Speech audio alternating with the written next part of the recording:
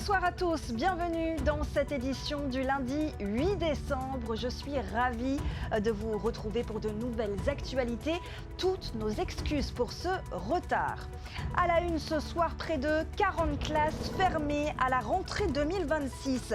C'est le scénario envisagé pour faire face à la baisse de la démographie en Polynésie. Mais qui dit fermeture de classe dit suppression de postes.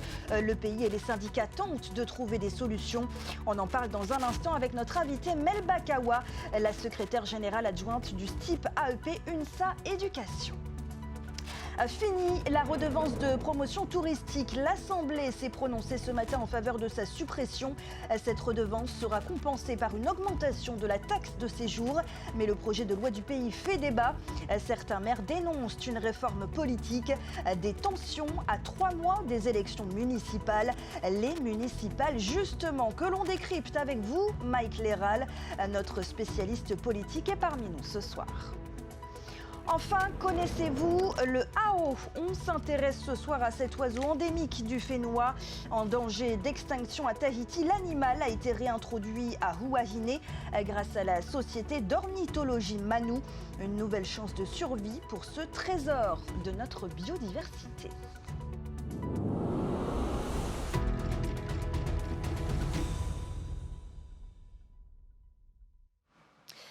Mais d'abord, cet accident survenu à 17h25 en fin d'après-midi sur la RDO au niveau de la station Shell dans le sens Papeete-Faa.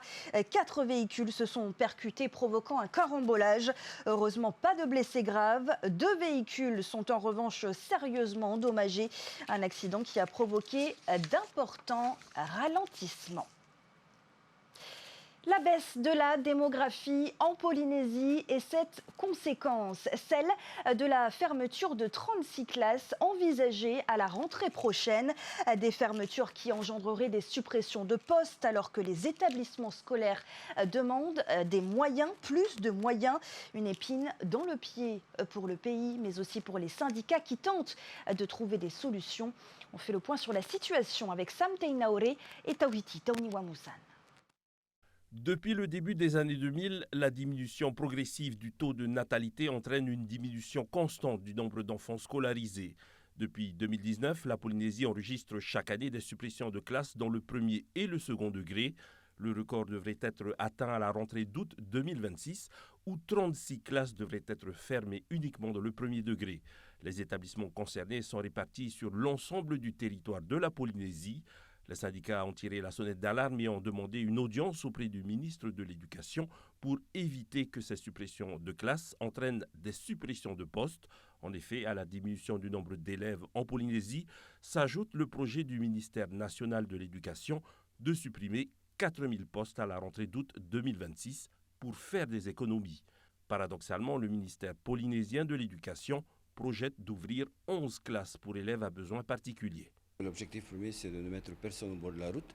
La question des AESH dans l'établissement scolaire, c'est une réalité. Effectivement, d'année en année, on a encore plus de besoins. Il ne faut pas oublier que le gouvernement a acté comme une de ses priorités l'inclusion. Donc forcément, quand on inclut une priorité, ça veut dire qu'il faut mettre les moyens. Et donc c'est une priorité du ministère de l'Éducation, mais également du pays, de faire en sorte qu'il y ait plus d'argent pour accompagner nos enfants qui sont en grande difficulté, notamment dans les classes Ulysse ou les structures spécialisées. Et c'est un des sujets que l'on a abordé avec les syndicats aujourd'hui, évidemment. Et ça fait partie de la nouvelle charte d'éducation. Le ministre a annoncé qu'il y aura des arbitrages au cas par cas pour maintenir les postes dans les établissements où des classes seront fermées. D'autres rencontres avec les syndicats ont été programmées cette semaine afin d'anticiper dans un premier temps la décision du ministère national de l'Éducation sur les économies à faire en Polynésie française. Voilà, et la parole maintenant est au syndicat de l'éducation Melba Kawa Yorana. Yorana Sophie, Yorana nos téléspectateurs. Et merci à vous d'être présente ce soir. Vous êtes la secrétaire générale adjointe du STIP AEP UNSA. On l'a vu, vous tentez de trouver des solutions avec le ministre de l'Éducation encore ce matin. Qu'en est-il ressorti de cette rencontre ? Nous remercions le ministre de nous avoir reçus et les perspectives, en tout cas, il nous a entendus sur nos propositions. Nous allons voir avec la prochaine réunion ce qu'il en sera vraiment. Le but étant de préparer une rentrée 2026 dans les meilleures conditions. Cette année, il n'y a pas eu de fermeture, c'était déjà une très bonne chose. Il y a eu des ouvertures. Ce n'est pas idéal de faire des ouvertures à la rentrée, c'est aussi ce que nous demandons. Puisque tout le monde, en tout cas ceux qui subissent des ouvertures, les élèves déjà, doivent reprendre une autre classe, un autre enseignant. C'est délicat également en termes d'ouverture. Pour en revenir aux fermetures de postes... Justement, comment elles vont se passer plus concrètement, ces fermetures? Plus concrètement, c'est qu'avec la baisse des effectifs, il y aura moins de classes. C'est comme ça que des postes en école sont fermés. Après, les fermetures, c'est aussi ce que nous avons demandé, qu'elles ne se fassent pas systématiquement dans les écoles. Si on doit rendre des postes au regard du nombre d'élèves pour suivre la politique au national, ça peut se faire ailleurs que dans les classes. Donc, c'est aussi nos propositions. Le but étant de rester à des effectifs allégés, avec un public d'élèves qui a changé, qui n'est plus tout à fait à l'écoute, qui a d'autres préoccupations, mais aussi d'autres difficultés. On parlait d'ailleurs des problèmes de l'inclusion. Un enfant handicapé, a besoin particulier, on doit l'accueillir, et c'est très bien, mais nous avons besoin d'avoir des effectifs allégés et de l'accompagnement. Donc l'idée à l'heure actuelle, c'est quoi? C'est de répartir les élèves dans d'autres classes? C'est de garder, si possible, ces classes, de ne pas les fermer, en tout cas le nombre de postes, pour pouvoir alléger. Mais nous avons bien conscience que le national décide autrement, nous en sommes impactés.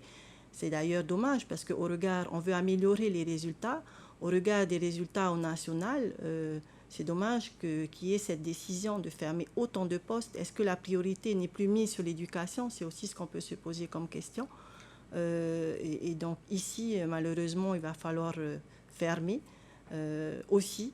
Et qui dit fermeture de classe dit également surcharge pour les enseignants? Tout à fait. Donc, même si on nous dit que les effectifs sont plus allégés qu'il y a quelque temps, mais quand même, pour revenir à la gestion des élèves, c'est compliqué sur le terrain. On a vraiment du personnel, notamment en maternelle, qui se retrouve dépassé parce que les difficultés, on les découvre, mais nous n'avons pas particulièrement d'accompagnement puisque nous n'avons pas non plus d'ATSEM en maternelle. Si en plus pas d'AESH, là aussi, le ministre en parlait, il se met du temps avant que n'arrive cette aide physique. Et vous avez été entendu ce matin, quelles sont les pistes qui sont ressorties? En tout cas, il a entendu les pistes, il a pris note des différentes propositions et surtout de la faisabilité. Et lesquelles, justement? De pouvoir voir ailleurs que de prendre des postes, de fermer en classe, d'avoir du personnel en dehors de la classe qui pourrait participer, contribuer à cet accompagnement. Et nous en profitons pour faire un appel également au vice-recteur de la Polynésie. Il connaît la situation de la Polynésie. Cette distribution archipélagique, nous avons des écoles sur des atolls dans des îles éloignées. Il ne faut pas voir que les chiffres. Il y a toute une organisation, une communauté à prendre en compte. Éparses. Tout à fait. Qui dit fermeture dit aussi des salles de classe vides. C'est un réel problème aussi chez nous. Des salles donc, qui n'ont plus d'utilité. Est-ce que vous discutez aussi? Est-ce qu'il y a des réflexions qui sont engagées sur ces salles fantômes? Alors, pour le moment, non, mais il est vrai que l'on constate dans les écoles, avec la baisse de la natalité et cette politique, plutôt que d'en profiter pour alléger les effectifs, on ferme. Nous avons des classes vides dans les écoles qui sont utilisées pour des activités annexes à un certain temps par les collègues, mais à terme, pas vraiment de solution pour le moment. Pas pour le moment. Est-ce que d'autres rencontres sont prévues et quand est-ce qu'on sera fixé réellement sur ce chiffre du nombre de classes fermées à la rentrée prochaine? Alors jeudi, nous avons la deuxième plénière qui se tient. Des décisions devraient être prises. En attendant, le nombre effectif de fermetures que la Polynésie doit opérer, et ça sera au mois de février. Ensuite, en mars, nous avons une autre réunion et nous comptons sur ce délai-là pour acter également les ouvertures pour qu'en plus, les enseignants impactés puissent aussi se retrouver dans des postes ou des mutations plus visibles, en tout cas plus agréables, et pas par défaut. Que des solutions seront trouvées. Merci beaucoup. Pour l'ensemble, les élèves et le personnel. Les élèves également. Merci beaucoup, Melba Kawa, d'avoir été notre invitée ce soir. Merci. En politique, maintenant, le coût de la vie était au cœur des débats ce matin lors de la 7e session budgétaire à l'Assemblée. La création d'un fonds dédié à la lutte contre la vie chère voit le jour. Un fonds qui sera abondé par une partie de la subvention allouée au fonds intercommunal de péréquation. Mais pour les Tavana, ce n'est pas la solution. Samteinaore Tawhiti Tauniwamusan. C'est encore une masse de brouillard qui va passer sur la Polynésie française avec toutes les promesses qui ont été dites et qui n'ont pas été tenues. On est en plein dedans. L'opposition très critique des orientations politiques du gouvernement et de la majorité à l'Assemblée qu'elle juge contraires aux promesses de campagne du Tavnihuit Atira. Selon l'opposition, le gouvernement valide la politique des autonomistes. La TDL qui avait été promis à une suppression finalement, elle est validée pour les 5 prochaines années. Les systèmes de prise en charge du fret et autres qui étaient pointés du doigt aussi comme inefficaces finalement, le gouvernement les remet en place. Et c'est ce que j'ai dit, le ministre qui est présenté comme un libéral, finalement, il ressemble plus à François Bayrou qu'à Elon Musk. Et c'est totalement contraire surtout aux objectifs et aux promesses de campagne qui ont été faites. Les débats ont commencé à s'animer lorsqu'il a été question du financement du nouveau fonds de lutte contre la vie chère, soit 700 millions prélevés sur la réserve du fonds intercommunal de péréquation. C'est la crise de 2010 qui a fait que les communes étaient à genoux. Nous n'avons plus construit d'écoles, nous n'avons plus construit quoi que ce soit en infrastructure dans les communes. Et c'est ça la préoccupation des maires. Nous avons créé ce fonds de réserve pour faire droit à des difficultés qui risquent d'intervenir dans les années à venir, auquel cas les maires pourront continuer leurs investissements. Le ministre du Budget a précisé que si des difficultés majeures survenaient, il serait possible de faire machine arrière. Warren Dexter justifie les orientations politiques du gouvernement par les difficultés à mettre en place l'ensemble des leviers qui auraient permis d'appliquer la politique du Tavnihuit Atira. Idéalement, pour lutter contre la vie chère, et c'est d'ailleurs le mot d'ordre de la majorité en place, c'est de développer les ressources endogènes. Je dirais que tant qu'on n'aura pas atteint les objectifs, notamment en matière d'agriculture, de pêche et ainsi de suite, on va rester quand même pas mal dépendant des importations. Et donc on est bien obligé de trouver des solutions par rapport à ce système d'importation pour que notre population souffre moins de la cherté de la vie. Tous les textes examinés ce matin ont été validés par la majorité. L'opposition a voté contre. L'examen du budget du pays pour l'année 2026 débutera demain matin. Et parmi les textes à l'ordre du jour, celui de la suppression de la redevance de promotion touristique. Un texte qui a provoqué une levée de boucliers de certains maires vivant essentiellement du tourisme. Mais après des débats tendus, le texte a finalement été adopté. Nicolas Pérez et Naya Bennett reviennent pour nous sur ce projet de loi. Les représentants étaient appelés à se prononcer à un toilettage fiscal touristique. D'un côté, le pays souhaite augmenter la taxe de séjour, selon les structures d'hébergement. De l'autre, il veut supprimer la redevance de promotion touristique, la RPT. Une réforme qui fait grincer des dents certains maires et qui a d'ailleurs reçu un avis défavorable de la part du syndicat de la promotion des communes. La meilleure preuve, c'est que pour le Brobra, par exemple, au meilleur des années, c'est 100 millions pour la taxe de séjour et 300 millions en moyenne pour la RPT. Vous voyez, c'est un facteur de 3. La réponse du gouvernement, c'est de dire que ça va être compensé par l'augmentation de la taxe de séjour. Ces deux taxes, combien même que c'est le même qui paye, c'est le touriste qui paye, que la taxe de séjour est calculée au nombre de touristes. Alors que la RPT, c'est calculé sur le chiffre d'affaires d'hébergement des hôtels. Pour le maire de Bora Bora, il aurait fallu intégrer les maires aux négociations avec les représentants hôteliers et proposer des projections plus précises. Il aurait dit faire un audit d'abord, faire une étude d'impact de cette mesure sur l'activité touristique. Moi, je pense que ça va impacter au-delà de ce que les petits hébergeurs vont supporter, même si l'activité touristique elle-même, ça va poser des problèmes. Ce week-end, certains Tavanas se sont publiquement opposés au projet via une vidéo postée sur Facebook. Mais le ministre de l'économie veut rassurer. D'après nos calculs et qu'on a fait vérifier au niveau des hôteliers, avec la nouvelle formule que l'on propose, les communes vont être gagnantes, elles vont gagner des recettes supplémentaires. Mais dans tous les cas, si jamais par extraordinaire on s'est trompé, moi je suis prêt à rouvrir le dossier l'année prochaine pour pouvoir ajuster, parce qu'effectivement ce ne serait pas normal que les communes soient perdantes dans ce jeu de basculement de fiscalité. Du côté de la majorité, le candidat aux prochaines municipales à Papeete, Tematei Legaïk, souligne que cette loi permet aux maires eux-mêmes d'évaluer et d'ajuster le niveau de la taxe de séjour. Dans une période où les maires souhaitent de plus en plus de compétences et sont dans cette volonté de la part du pays de leur donner beaucoup plus d'outils fiscaux ou de financement, c'est intéressant que sur des dispositifs comme la taxe de séjour, il y ait la possibilité pour les communes d'arbitrer et de commencer à s'y faire. Le texte a finalement été adopté par 32 voix pour et 12 contre, mais il n'entrera en application qu'en 2027. La réforme fiscale touristique qui ravive les tensions à 3 mois des élections municipales. On s'intéresse à ce scrutin qui approche avec notre spécialiste politique Mike Léral. Bonsoir. Bonsoir Sophie. Alors, l'Assemblée a déjà commencé à vivre au rythme de la campagne électorale ce matin, avec une passe d'armes entre Gaston Tong-Sang et Motei Broderson.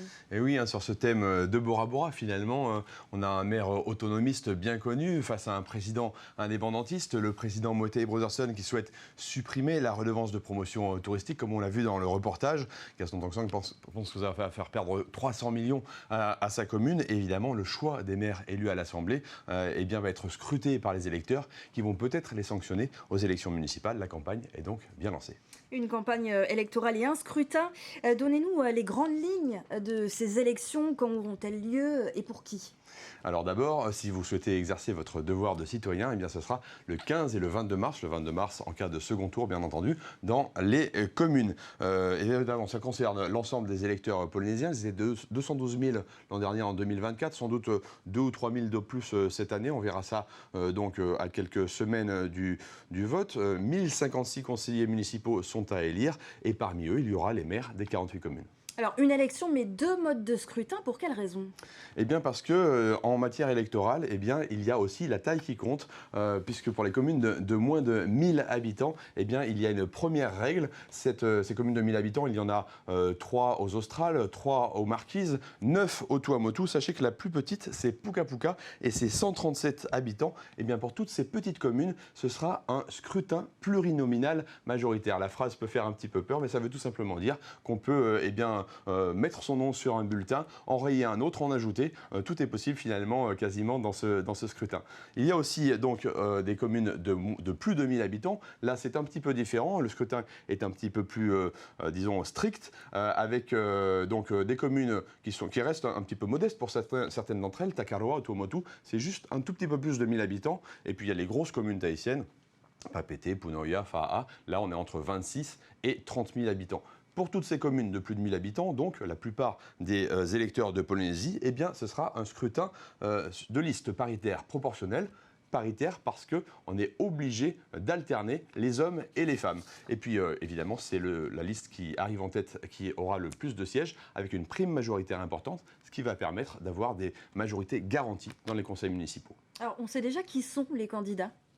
Alors, on le sait pour certains d'entre eux. C'est vrai qu'il y a des communes qui sont petites et qui n'ont pas encore tout à fait déterminé leurs candidats, puisqu'ils ont jusqu'au 27 février pour déposer les candidatures. En revanche, dans certaines communes un petit peu plus grosses, il y a déjà des candidats qui sont en ordre de bataille. Je prends l'exemple de Papeete. Vous savez, Michel Buyère ne souhaite pas rester maire, mais il se représente quand même sur la liste de Rémi Briand, son ancien directeur général des services. Et puis, côté autonomiste, il y aura aussi René Temeharo, qui espère obtenir le soutien du Tapura et qui a déjà celui du Amutahira d'ailleurs. Face à eux, il y aura également des candidats indépendantistes. Je pense à Tauhiti Nena, qui a repris sa carte du Tavini et qui espère obtenir l'investiture bleu ciel, tout comme Tematei Le Gaïk, donc l'ancien député, et tout jeune candidat qui souhaite aussi ravir la mairie. Il y aura aussi Boniface Tehei, le candidat de AHIP. Il y aura également Pascal Haïti Floss, qui aura le soutien de Gaston Floss et de son parti, Taho et Tato. Et il y aura même Teva Sylvain, donc un candidat libre qui représente plutôt